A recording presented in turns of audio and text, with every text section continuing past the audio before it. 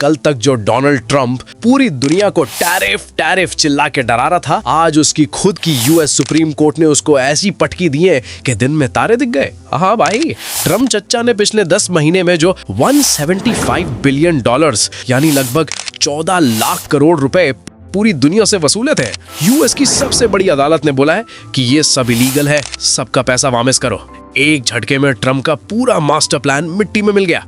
अब इस कलेश का इंडिया की ट्रेड डील पर क्या असर पड़ेगा, ईरान का क्या होगा, और सबसे बड़ा सवाल, क्या हमारा देश यूएस के आगे झुकेगा? भाइयों, आज लक्ष्मी लोक पे तेरा जीतू ऐसी डिटेल में अंदर की बात बताएगा ना, दिमाग के सारे पुर्जे खुल जाएंगे। पूरा वीडियो एंड तक देखना। तो भाइयों, कहानी शुरू होती है आज से 10 महीने पहले, जब ट्रंप ने पूरी दुनिया पे एक ब्लैंकेट टैरिफ यानी एक्स्ट्रा टैक्स थोप दिया था, हर देश पे मिनिमम 10%। पर कुछ देशों से इनकी अलग दुश्मनी थी। चाइना पे 34%, जापान पे 24% और हमारे इंडिया पे 25% ठोका।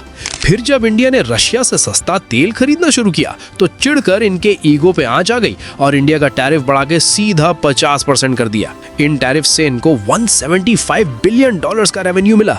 आखिर ट्रंप ये कर क्यों रहा था? इसका सिंपल रीजन है ट्रेड डेफिसिट। देखो, इंडिया यूएस को साल भर में 95 बिलियन डॉलर्स का सामान बेचता है और वहां से खरीदता सिर्फ 42-45 बिलियन डॉलर्स का है। तो अपना इंडिया 50 बिलियन डॉलर के फायदे में। चाइना के साथ हमारा उल्टा है, वहां हम घाटे में रहते हैं। ट्रंप का दिमाग ये था कि बाहर का सामान महंगा कर दो तो लोग अमेरिकन सामान खरीदेंगे और यूएस में फैक्ट्री लगेंगी। पर भाई, अमेरिका में लेबर 4 से 5 गुना ज्यादा महंगी है इंडिया चाइना से, तो रातों रात यूएस में सस्ता सामान बनाना प्रैक्टिकली इम्पॉसिबल था। अब पिक्चर में एंट्री होती है यूएस सुप्रीम कोर्ट की 9 जजेस की बेंच की।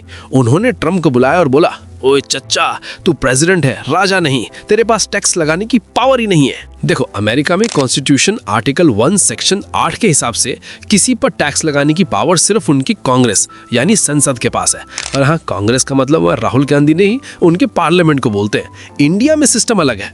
कस्टम्स एक्ट 1962 और टैरिफ एक्ट 1975 के अंडर अपने मोदी जी जब चाहे टैक्स ऊपर नीचे कर सकते हैं, पर यूएस में ट्रंप बिना पार्लियामेंट के नहीं कर सकता। ट्रंप ने एक पुराने कानून का हवाला दिया था, IEEPA 1977, पर कोर्ट ने बोला, भाई, इस कानून के अंडर तू किसी देश का सामान बैन कर सकता है, बॉयकॉट कर सकता है, पर एक छोटा सा $1 का टैक्स भी नहीं लगा सकता। मतलब 2 अप्रैल 2027 को जो भी टैक्स लगे थे वो 100% इलीगल थे। भाइयों, अब ध्यान से सुनना, असली डिटेल यहाँ है। जब इंडिया पे 50% का टैक्स लगा था तो हम डर गए थे। हमने जल्दीबाजी में एक ट्रेड डील नेगोशिएट की कि भाई, हम तेरा 500 बिलियन डॉलर का सामान खरीद लेंगे, यूएस प्रोडक्ट्स पर से टैक्स हटा देंगे और अपना एग्रीकल्चर सेक्टर भी खोल देंगे, बस तू हमारा टैक्स कम कर दे। तो ट्रंप ने डील के बदले टैक्स 50% से घटाकर 18% कर दिया था। पर भाई, चूंकि वो 50% और 18% दोनों IEEPA लॉ के अंदर थे, सुप्रीम कोर्ट ने दोनों को इलीगल घोषित कर दिया। तो अब इंडिया अपने पुराने बेस टैक्स पे वापस आ गया है, जो कि सिर्फ 3.5% है। पर ट्रंप खिलाड़ी है, उसने तुरंत एक नया रूल निकाल लिया, सेक्शन 122। ये लॉ यूएस हिस्ट्री में पहली बार यूज हो रहा है। इसमें रूल है कि अगर यूएस डॉलर गिर रहा हो, ट्रेड डेफिसिट हाई हो और इमरजेंसी हो, तो प्रेसिडेंट बिना पार्लियामेंट के 150 दिनों तक 15% टैक्स लगा सकता है, वो भी सब पर बराबर, किसी से भेदभाव नहीं। तो ट्रंप ने नया 10% टैक्स पेल दिया। अब इंडिया का टोटल टैक्स है, पुराना बेस 3.5% प्लस नया 10% इज इक्वल्स टू 13.5%। ये इंडिया के लिए मास्टर स्ट्रोक का टाइम है। पुरानी 18% वाली डील पार्लियामेंट में क्रिटिसाइज हो रही थी। अब हमारे पास 150 दिन है उस घटिया डील को रीनेगोशिएट करने के लिए। अब ट्रंप को अगर ये 10% वाला टैक्स 150 दिन से ज्यादा चलाना है तो उसको पार्लियामेंट से बिल पास करवाना होगा। पर क्या वो करवा लेगा? हाँ भाई, आराम से। यूएस पार्लियामेंट के 2 हिस्से हैं, सेनेट और house of representatives.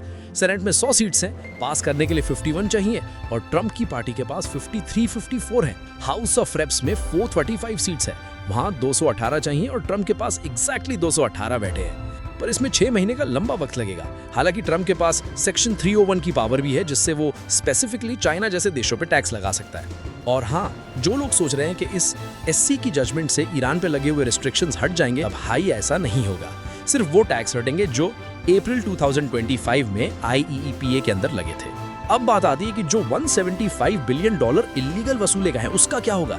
US government वो पैसा वापस करेगी, पर आम जनता को नहीं। मान लो दुकानदार ने 100 रुपए का सामान इंडिया से लिया, 50 रुपए टैक्स भरा और पब्लिक को 170 में बेच दिया। एक्चुअल एक्स्ट्रा पैसा अमेरिका की जनता ने भरा, पर रिफंड किसको जाएगा? उस सप्लायर को। यानी दुकानदार ने पब्लिक से भी मार्जिन कमाया और अब गवर्नमेंट से भी 50 रुपए का फ्री रिफंड लेगा। ये दुनिया का सबसे बड़ा हेडेक बनने वाला है यूएस गवर्नमेंट के लिए। वीडियो खत्म करने से पहले एक कॉमेडी किस्सा सुन लो। अभी एक बोर्ड ऑफ पीस की मीटिंग हुई थी जिसका गोल यूनाइटेड नेशंस को हटाकर गाजा को रीडेवलप करना है। इसमें पाकिस्तान भी इन्वॉल्व है। इंडिया को भी बुलाया पर हमने अभी तक कोई जवाब नहीं दिया। वहां ट्रम्प चचा ने ऐसी स्टोरी फेंकी कि सब होश खो बैठे। ट्रम्प बोला, एक वॉर चल रही थी जहां हर महीने 25,000 लोग मर रहे थे।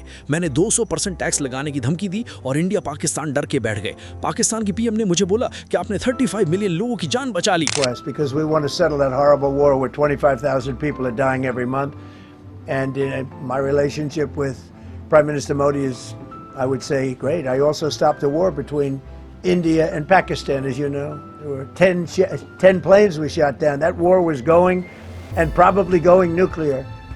And just yesterday, the Prime Minister of Pakistan said President Trump saved 35 million lives by getting them to stop. And I did it largely with tariffs. I said, look, you're going to fight, that's fine, but you're not going to do business with the United States, and you're going to pay a 200% tariff, each country. And they called up and they said, we have made peace. Okay. भाई कौन सी war? कहां 25,000 लोग मर रहे थे? किसने tax की डर से वॉर रोकी?